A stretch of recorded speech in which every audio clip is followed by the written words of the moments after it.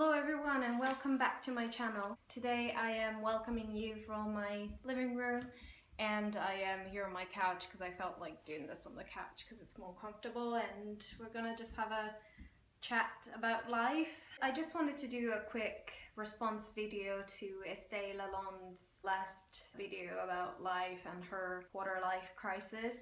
I thought it was actually quite honest video. You don't see much of that honesty around in the internet. She said she's 25, almost 26, and she's in a quarter life crisis, and I am 24 going to 25 this August, and that video really spoke to me because a lot of the things she said were true also for me. So I decided to do a response video. Response videos, I feel, are mostly if you don't agree with someone and you want to debate what they're saying, but in this case 99% of the things that she talked about applied to my situation as well. So yeah, this is just my thoughts put out there. I thought it was really nice the way she described being 25 as the time where you're not a teenager anymore and you're transitioning into adulthood.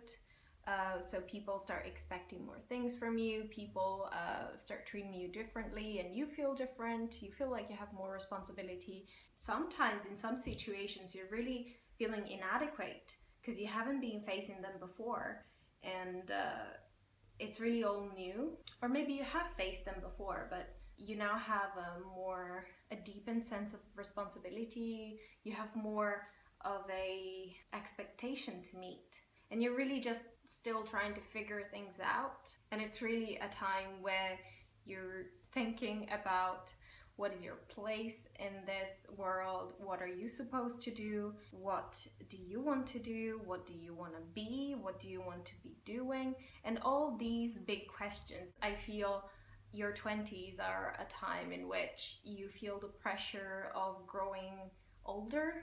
You start feeling it, at least. Whereas in your teens, you're like, the world is my oyster, I can do whatever, I can be whatever. In your 20s, I feel you start having a sense of how your life is actually limited, and you only have a limited amount of time to spend on this planet, and you start feeling the pressure of like, if on my 20s I'm not doing what I'm supposed to do, like I have to figure it out soon, and I have to be doing what I'm supposed to do, what I want to do, what I find fulfilling, what I really feel like I'm meant to be doing. And also you feel the urgency of accomplishing goals, the urgency of becoming the person you want to become, and of becoming an accomplished person in the field your studies bring you to, or the field your family expects you to become an expert in. And also it's a time where you really start having a sense of what your needs and wishes are. Whereas in your teens, you're still highly influenced by what your family expects you to be or to become.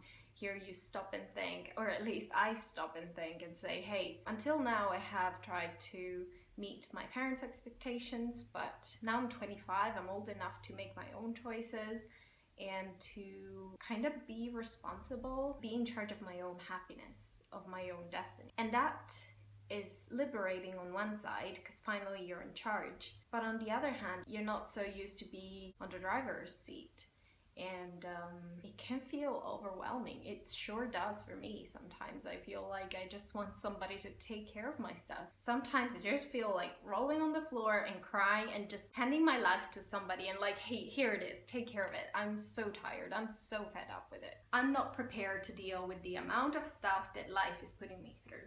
There's so many things going on that I have no clue how to deal with, and the only answer to that is that I just deal with them the best I can. And yeah, really.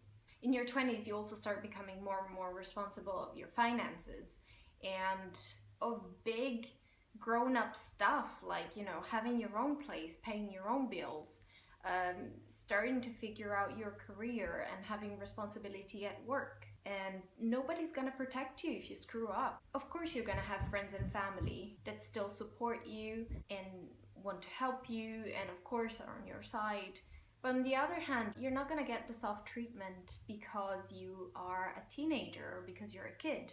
Also, your 20s are probably the age where you'll be moving in with your partner, and that's also a huge challenge. It's really not like dating, and it really changes your life as a couple and yourself as a person. So you need to balance your life with his or hers, and the other person also has a career, has friends, family, job, whatever, school. For me, my 20s are the time when I start realizing, hey, maybe my education hasn't been so coherent with what I want to do in life and who I want to become as a person. So I feel like it's the year where I'll decide, do I want to continue in this path that my education set me on, or do I want to take, I don't know, further education in something else? It's something I didn't really think about until now, because really it was just not something I was encouraged to do. I was just encouraged to do something that would give me a job, something that my family would approve, something that was considered suitable for me by my professors, by my teachers in high school, by my parents. So when you really stop listening to other people's voices and start hearing your own, I feel like you'll find out much better what your place in the world is. A few weeks ago, my sister-in-law was visiting here. We were talking about how difficult it is to perform in your first job, how difficult it is to find your place in the workplace. She started working for this big brand almost straight out of school. She was so good at selling herself, and she was so, hardworking and motivated, and she was really a good addition to the team. But she confessed me, she was terrified because she was constantly thinking,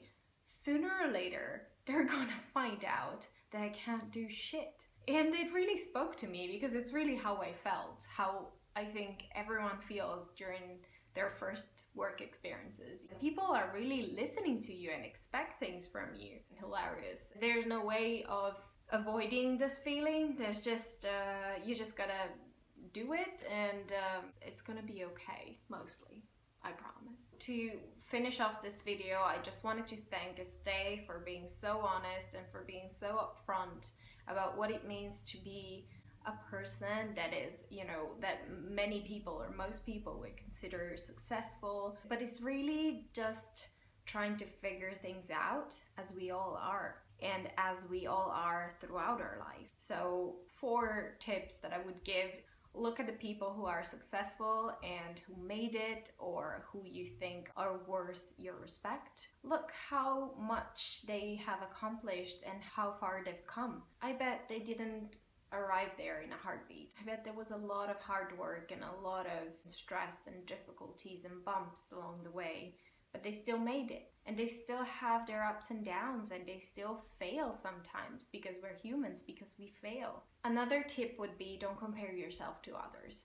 Even though you feel like these people are more successful than you, really, your story is different than anyone else's. Third, as Estée said, take chances. Something that will keep you moving forward, or that will keep you feeling like you're moving forward. And that's just as important. Estée moved to the UK from Canada. I moved to Denmark from Italy. I took the big chance of moving in together with my girlfriend, the big chance of moving to a foreign country to take further education here in Denmark. And now I'm taking the chance with this YouTube channel because I just want to give it a shot. The 4th tip would be, stop asking yourself all the big questions that pop to your mind right now. Because I keep asking myself, what am I supposed to do with my life? Should I be traveling? Should I be having already a career? Should I already be engaged or married? Stop asking yourself all those questions. You can't have the answers to all the questions you have right now, because things will work themselves out as you go, and you'll find the answers as you go. And you'll find answers without even asking those questions. You might be just around the corner from finding the answer you've been looking for years. As various periods in your life progress, you're gonna have others setting a sort of a timeline for you that is not necessarily the timeline you're meant to be following. Don't follow other people's timeline. There you go, another one. So it is not an easy time.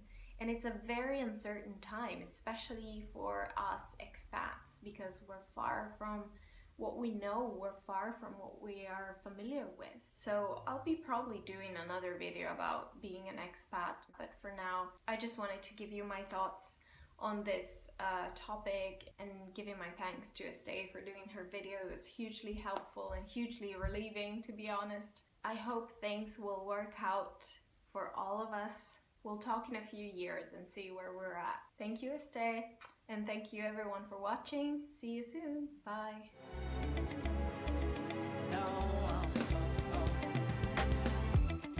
Hold on, girl, now wait just a minute.